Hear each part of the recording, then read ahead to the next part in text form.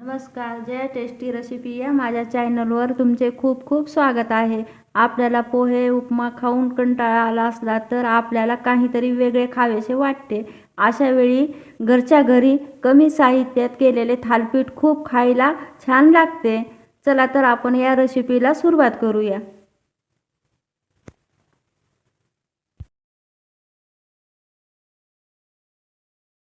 थालीपीठ करण्यासाठी आपल्याला साहित्य आता आपण काय लागते ते पाहू.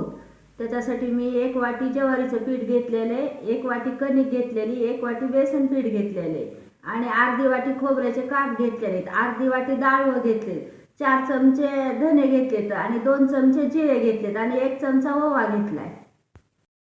थालीपीठ करण्यासाठी आपल्याला थोडे पोहे लागणार आहेत, थोडे तीळ लागणार आहेत आणि 5-6 हिरव्या मिरच्या, 10-12 लसणाच्या पाकळ्या आणि कोथिंबीर लागणार आहे. थालीपीठ करण्यासाठी आपल्याला 2 कांदे लागणार आहेत. तर आता आपल्याला ते कांदे खिसून घ्यायचे, चिरायचे नाही तर खिसून कांदे घ्यायचे थालीपीठ करण्यासाठी. आधी आपण आता कांदा खिसून घेऊ थालीपीठ करण्यासाठी. आपल्याला थालीपीठ करायला पाणी नाही घालायचं, नुसत्या कांद्यामध्ये थालीपीठाचं पीठ तयार करून घ्यायचं.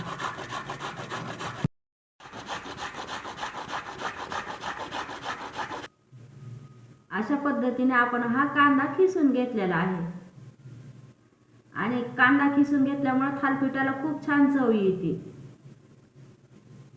थालीपीठाचं पीठ मळताना आपल्याला अजिबात पाण्याचा वापर करायचा नाही. ह्या कांद्याच्या खिसामध्येच थालीपीठाचं पीठ आपल्याला तिंबून घ्यायचं. आता आपण थालीपीठाचं वाटण तयार करून घेऊ. आता आपण 1 वाटी पोहे मिक्सरच्या भांड्यात टाकून घेऊ आणि ह्याच्यातच डाळ पण आपण अर्धी वाटी घेतलेलं टाकून द्यायचं. आता आपण ह्याच्यामध्ये धने, जिरे आणि ओवा टाकून घेऊ. ह्याचं आता आपल्याला कोरडं पीठ तयार करून घ्यायचं. हे अशा पद्धतीने आपण आता हे पीठ तयार करून घेतलंय. आता आपण थालीपीठ करण्यासाठी ओलं वाटण तयार करून घेऊ. आता आपण खोबरं टाकून घेऊ. आता आपण मिरची टाकून घेऊ. आता लसण टाकून घेऊ. आता आपण कोथिंबीर टाकून घेऊ. आता हे आपलं ओलं वाटण तयार झालेलं आहे. थालीपीठसाठी आता आपण पीठ मळून घेऊ.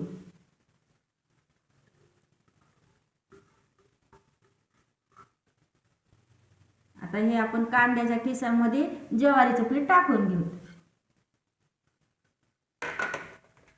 आता कणिक टाकून घेऊ आपण. आता बेसन पीठ टाकू. आता आपण याच्यात तीळ टाकून घेऊ. आता आपण पोहे, जिरे, ओवा आणि धने याचं वाटण तयार केलेलं टाकून देऊ त्याच्यात. आता आपण ओलं वाटण टाकून घेऊ. खोबरं, हिरवी मिरची, कोथिंबीर घातलेलं वाटण टाकून घेऊ.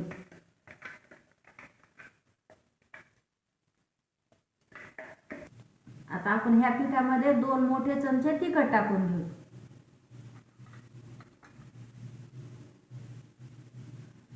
तुमच्या आवडीनुसार तुम्ही कमी जास्त तिखट करू शकता. आता आपण अर्धा चमचा हळद टाकून घेऊ. आपण चवीला थोडासा हिंग टाकून घेऊ. अजून आपण ह्याच्यावर थोडी कोथिंबीर टाकून घेऊ. ओल्या वाटणमध्ये पण मी कोथिंबीर टाकली होती आणि अशी वरूनही टाकली. कोथिंबीरमुळे छान चव येते. आता हे पीठ आपण चांगलं मळवून घेऊ.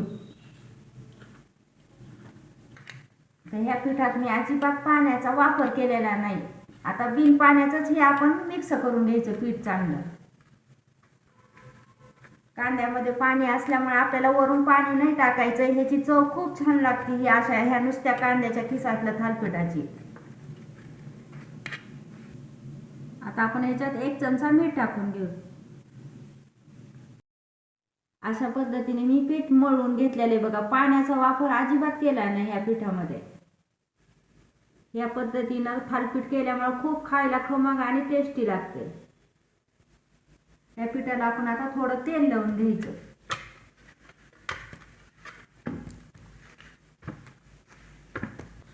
असं ह्या पिठाला तेलाचा हात लावल्यामुळे थालीपीठ एकदम खुसखुशीत होतंय. आता आपण तव्याला थोडं तेल लावून घेऊ.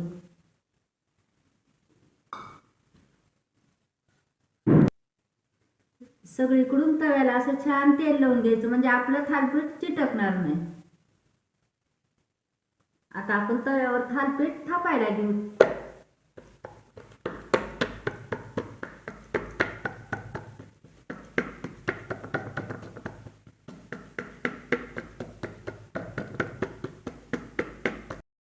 अशा प्रकारे मी थालीपीठ थापून घेतलेले बघा. आता आपण गॅसवर ठेवून देऊ तवा.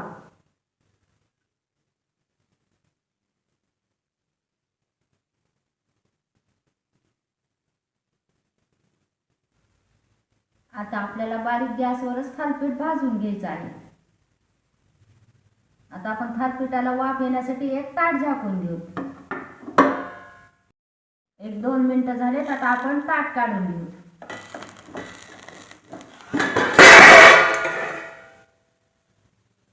आता आपल्या थालीपीठाला छान वाफ आलेली. आता आपण ह्याला पलटी करून घेऊ.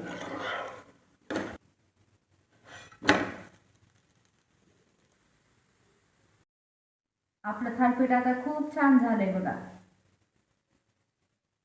थालीपीठ अगदी दोन्ही बाजूनी खरपूस भाजून घ्यायचं, म्हणजे चवीला खूप छान लागतंय.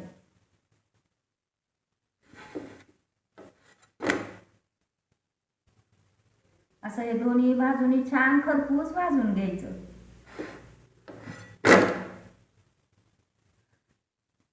आता हे थालीपीठ मी एका प्लेटमध्ये काढून घेते.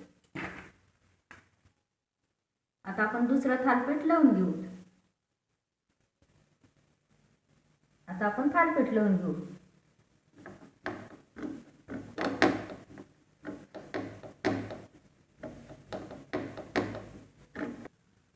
आता मी हे थालीपीठ थापून घेतले. आता आपण ह्याच्यात वाफ येण्यासाठी ताट झाकून ठेवू.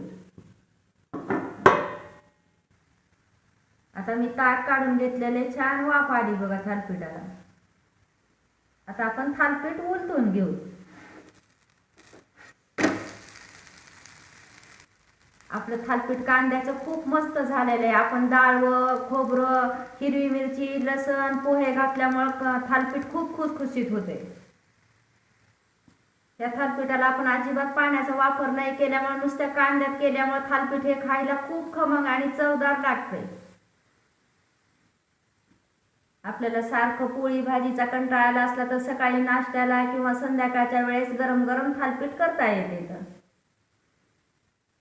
पोहे उपीट खाण्यापेक्षा थालीपीठ खायला खूप खमंग आणि खुसखुशीत लागते. आता आपले छान भाजले थालीपीठ मी एका प्लेटमध्ये काढून घेते. आपलं थालीपीठ आता तयार झालेलं आहे. खायला खूपच खुसखुशीत आणि खमंग झालेले आहे. हे थालीपीठ आपल्याला दही आणि शेंगदाण्याच्या चटणी सोबत खायला खूप छान लागते.